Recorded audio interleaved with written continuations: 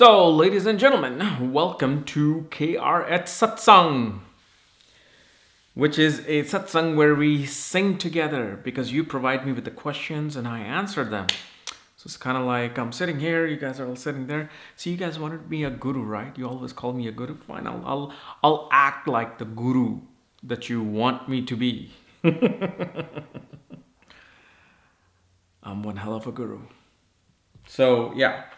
Um, as I asked on my Facebook, what are some of the questions that you guys have? I'll take 5 questions because I know last time I took 10 questions.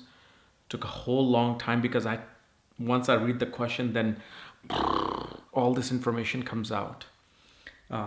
So this time I'm only taking 5 questions, and they're mostly very universal questions that everybody would want to know.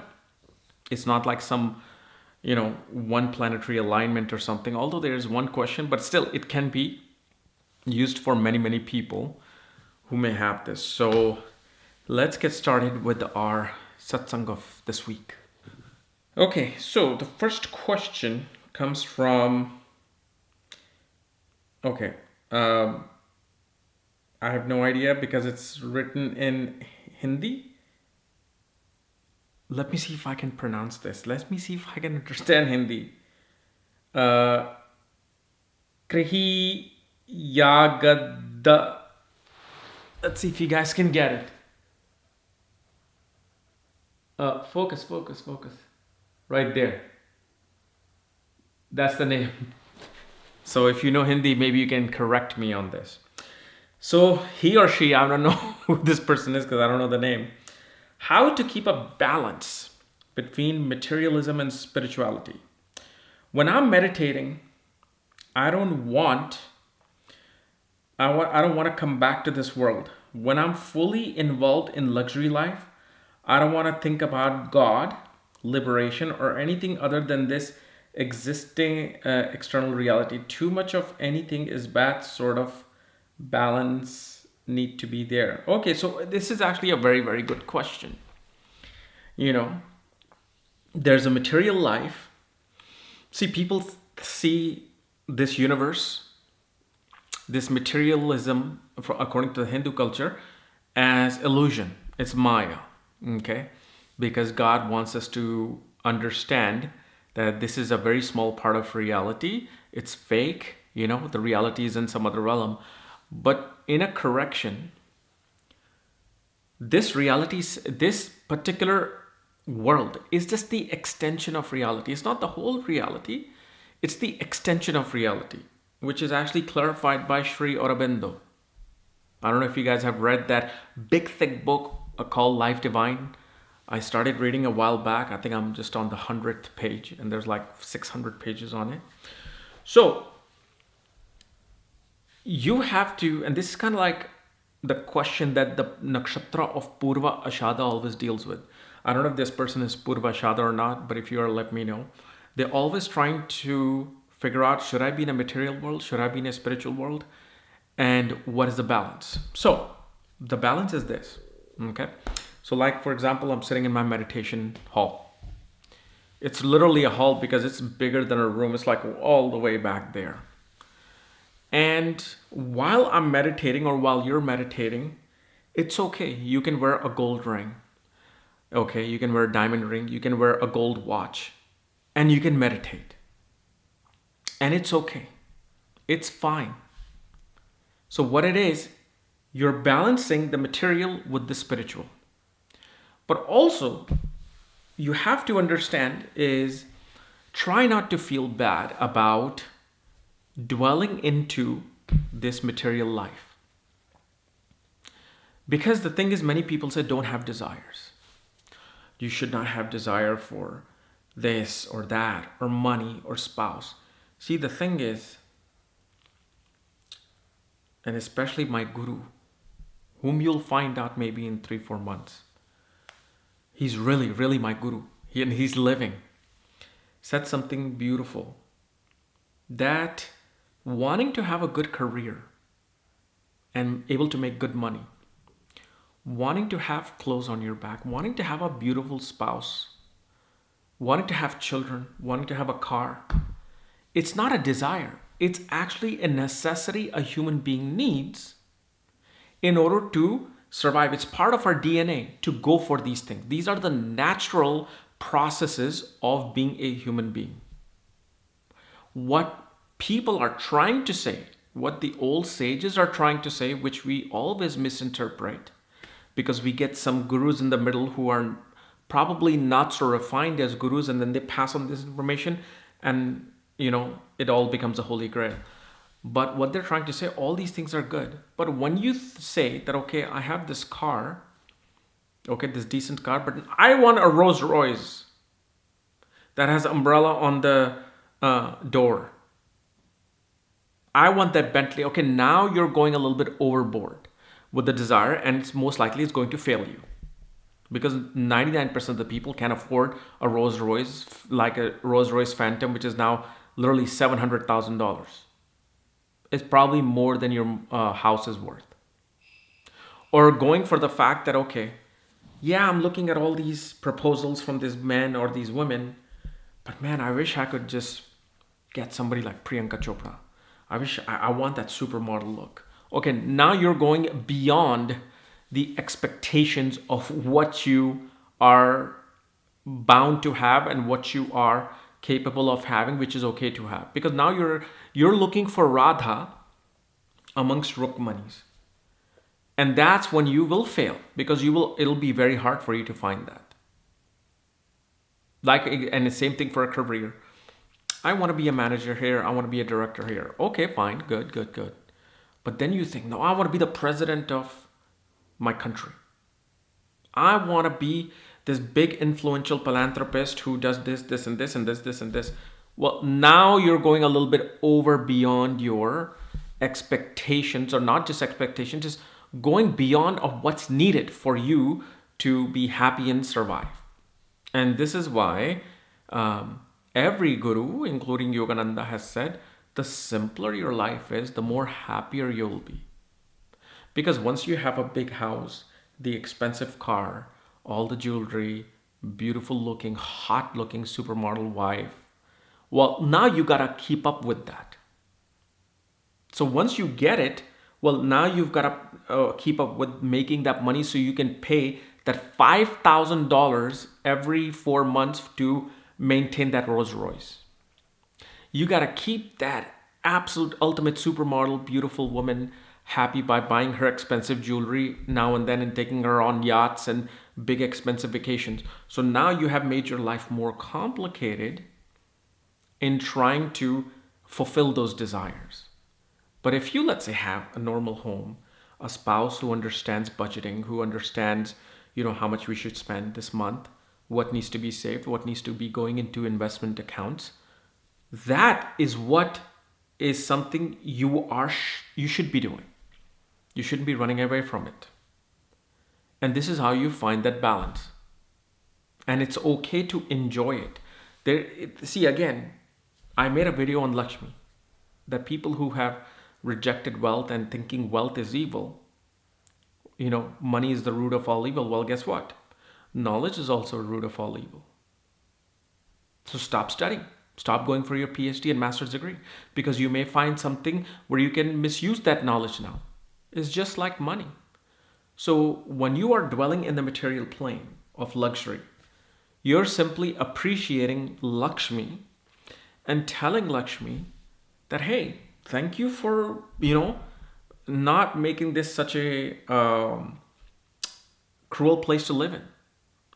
Because without you, I would be living in a hut and scared about a snake coming in and killing some of us, or a tiger coming in and killing all of us, or any kind of like a wild animal coming towards us. And in this heat of the summer, I don't have to constantly fan myself, because now I have air conditioner. I have cooler. Okay? So thank you, Lakshmi. And I'm no longer wearing the animal skin, which is very hard to prepare to make it into a cloth. Now I have these clothes. I have a t-shirt. I have a suit. I have sari. Well, thank you. So appreciate what Lakshmi is giving you in this particular life. What one thing you should always keep in the back of your mind, always, this should be like your beach mantra of the soul, meaning it should be there stamped in your heart that I will be in this world. I will dwell into this world, but I am not of this world. That's the only thing that you have to kind of sink in your consciousness. That I'm going to dwell, I'm going to go eat that delicious pizza and that dosa. I'm going to go ahead and have a nice glass of wine with my friends and family. But I know I'm just enjoying this in this plane, but I'm not of this plane. As long as you keep that in mind, that enjoyment that comes inside, that's the level-headed enjoyment. You're not so bound. Like, so if, for example, you go towards a beautiful girl or some handsome guy you want to talk to, and the thing is, when they reject you, you don't feel like, oh, now what do I do to get them?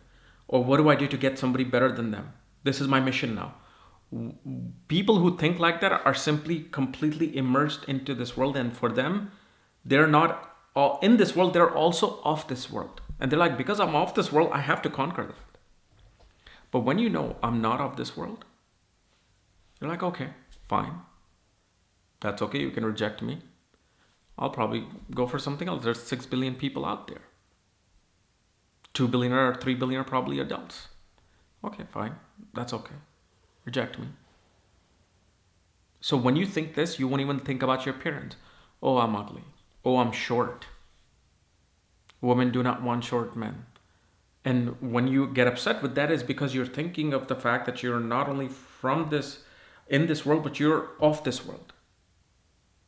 It's like you going on an alien planet and people are rejecting you, accepting you. You're like, okay, whatever. I mean, I'm visiting your planet. I don't know your ways of living and culture. Fine, reject me. I mean, what is it doing to me? So that's the balance. It's okay to buy yourself gold jewelry and have yourself appreciate what you have in life and appreciate what Lakshmi is giving you. But just don't be attached in a way where once it's taken away, you're like, okay, that's it. Now, how do I get back? How do I get it back? How do I get it back? Fine, it's gone, it's gone. Who cares? Because I'm not of this world. I'm a traveler. Then the next question comes from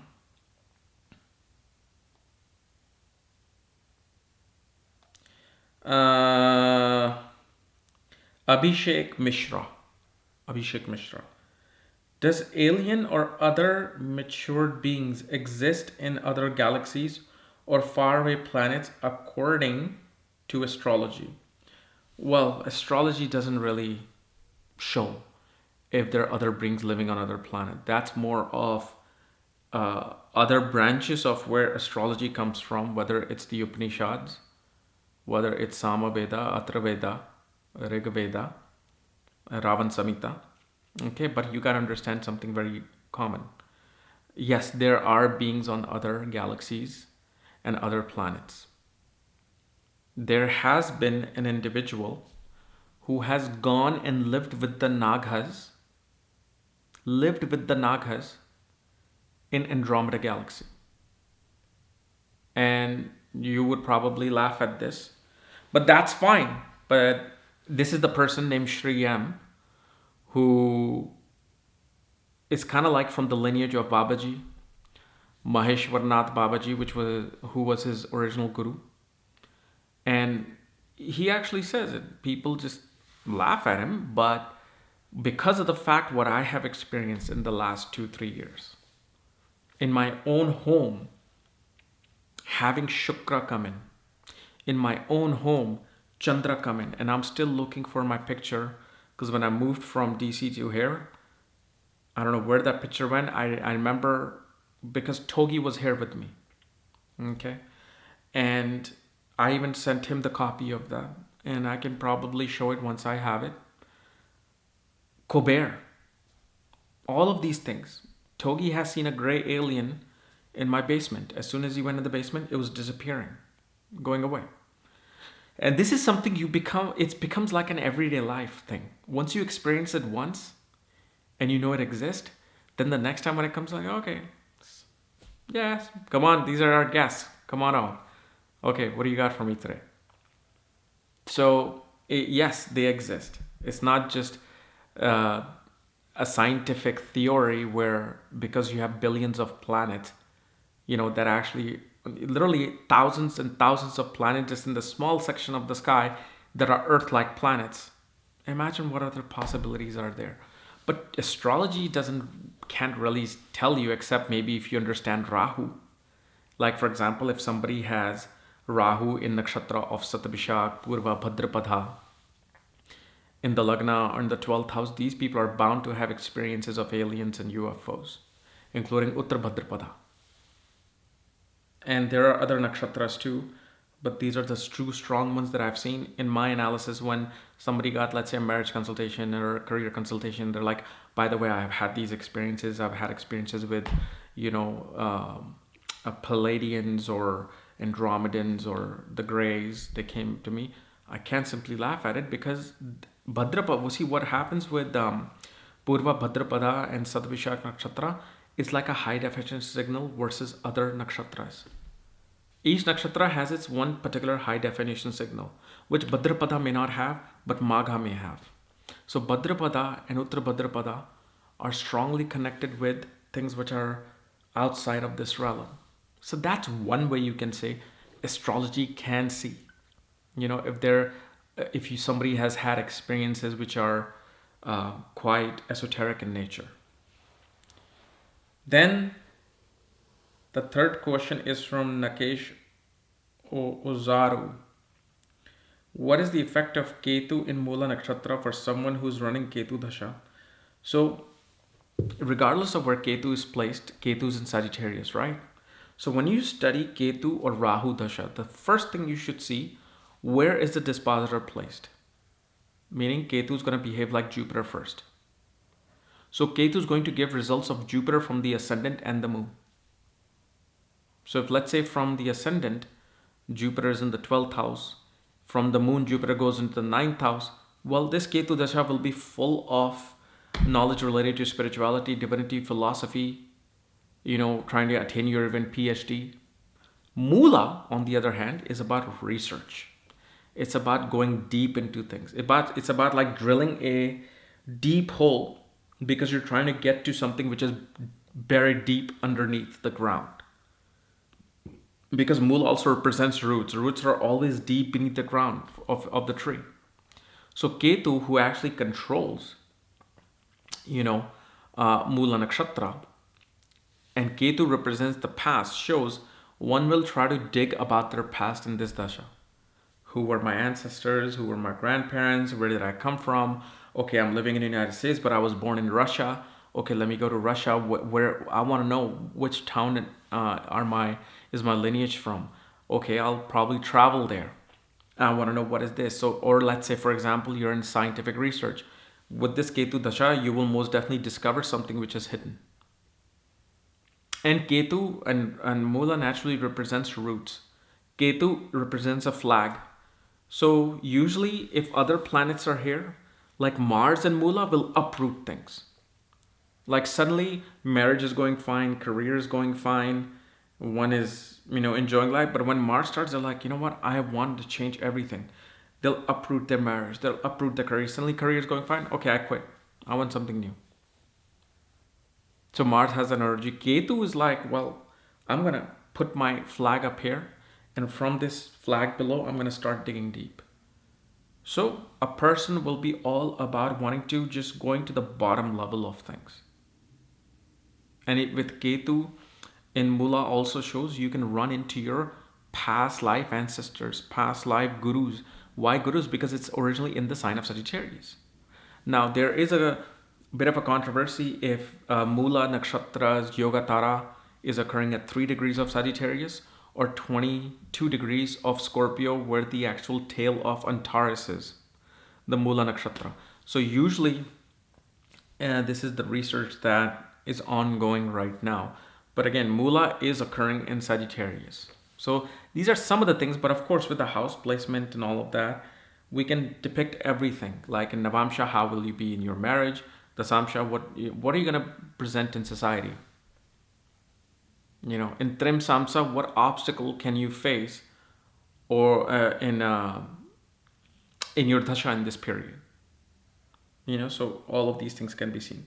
Then Tilsa Molina asks, how do you see if person has debt and if it'll be paid off? Well, debt is seen from the 6th and 11th house.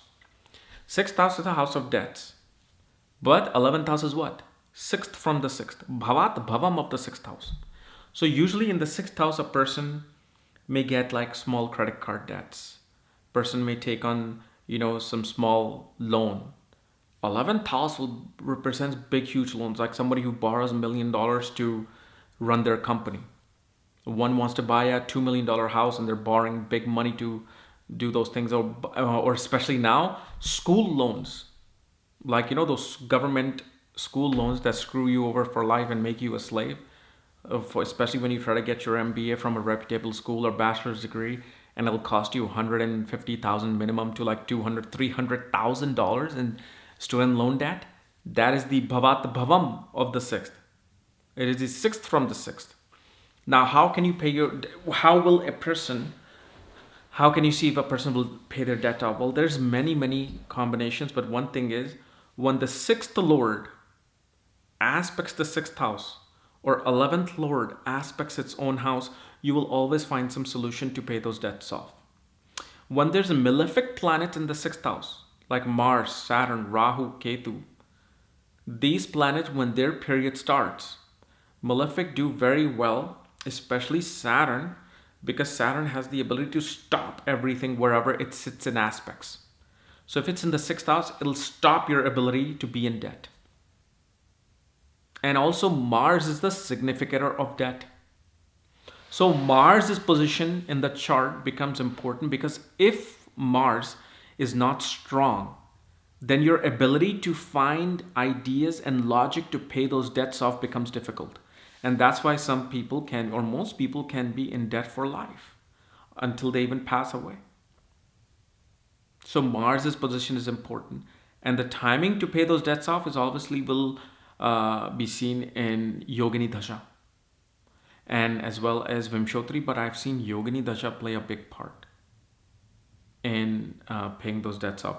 And also the thing is, there's certain ascendants that are able to get debts and pay off debts, like Leo ascendant, Cancer ascendant, Sagittarius ascendant, Libra ascendant. I can't explain to you why, it's just too long of a scenario, but there are certain ascendants which always will get into debt and come out of it. Okay. Then the last question is by Paula Reese. Once you said your good luck was because of your wife's chart. I'm curious to know, does that work for her? If I get married and my husband has a bad chart, how will that influence me or him? Very good question.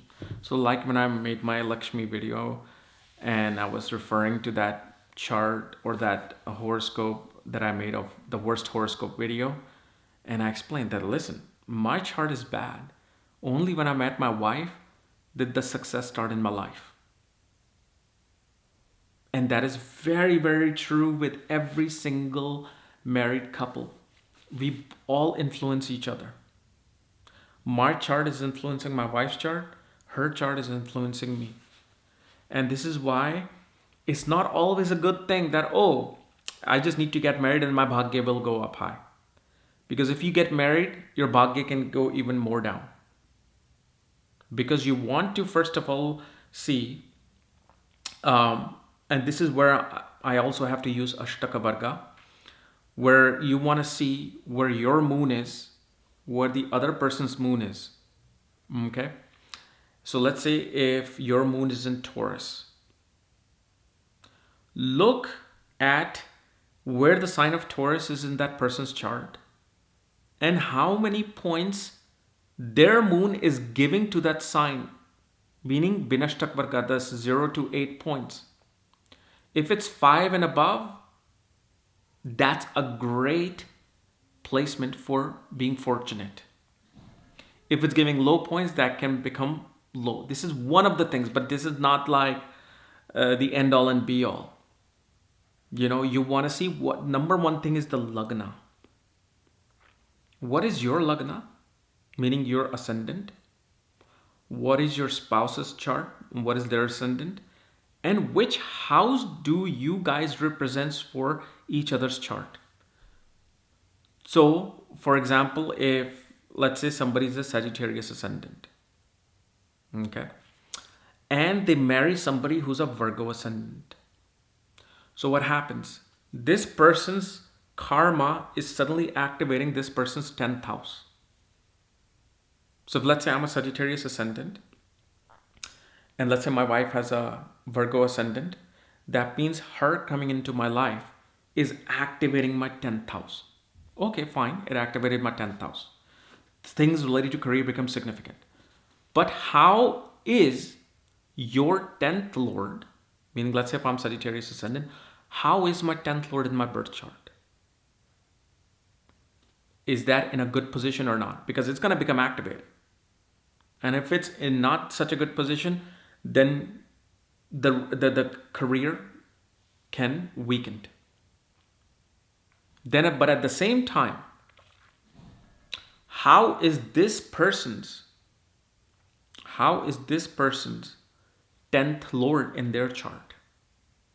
Because once you get married, the 10th house of both you and them becomes one. So even if they're weakening your 10th house, but if their 10th house is good, well, that's still going to affect you. It's a matrix. Like doing horoscope matching, it cannot be a 10 or 20 minute thing. You have to spend literally hour or two to really go deep into seeing what karma is this person's going to play in this person's life, and what karma this person's going to play in that other person's life. And like, for example, even longevity. Let's say you are to live till 80, but the other person's chart, because you were married to them, what their spouse represents in their chart may show a medium life. So now your 80-year life will cut down to 60 or 55. These things are definitely there. Now, the other thing you have to understand, which is the creme de la creme, what is to happen will happen. Everything is predestined. So I was meant to meet my spouse, and I was meant to find success through my spouse's chart. My children, not just spouse, children themselves will bring an effect.